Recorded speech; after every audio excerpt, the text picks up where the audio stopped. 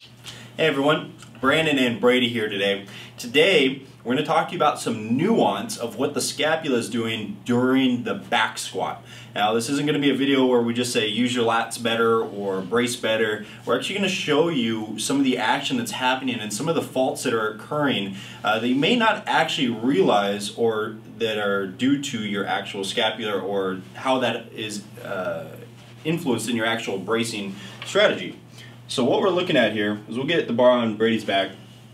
One big fault that we see is when people go to pressurize, their scapula actually elevates and retracts almost excessively. Now, what we're talking about here is, scapular retraction is a very popular thing that is talked about in powerlifting circles, and for good reason. It is important, but we do see people doing it wrong more often than not. Now, doing it wrong is what we call like creating an artificial shelf for the bar, whereas the shoulders elevate and we build up all this bundle of musculature. Really, it's going to feel good on your back.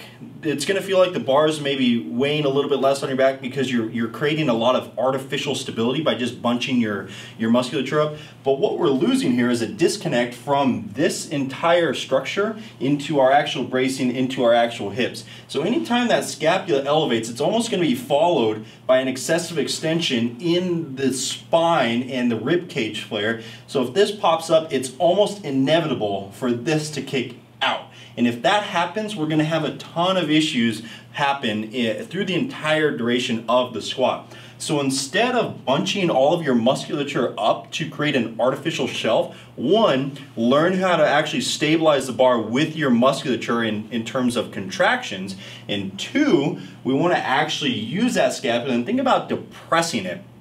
Now, we're not talking like really drive it down super hard, but we want this to flow down a little bit more rather than bunching up into the bar. And what that's going to allow you to do is to tie this into your bracing, into your hips, quads, and hamstrings when they're actually performing work in the squat. It's also going to allow you to flex your lats a little bit harder and generally create more stability for the bar to be on your back.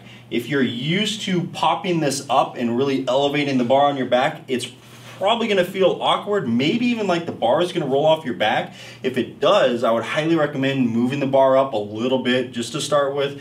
But once you get good at it, you're going to learn, or you're going to start to feel what it's like to have your entire body connected to the barbell in a squat. Anything you'd like to add, Brady? I think you got all of it. All right.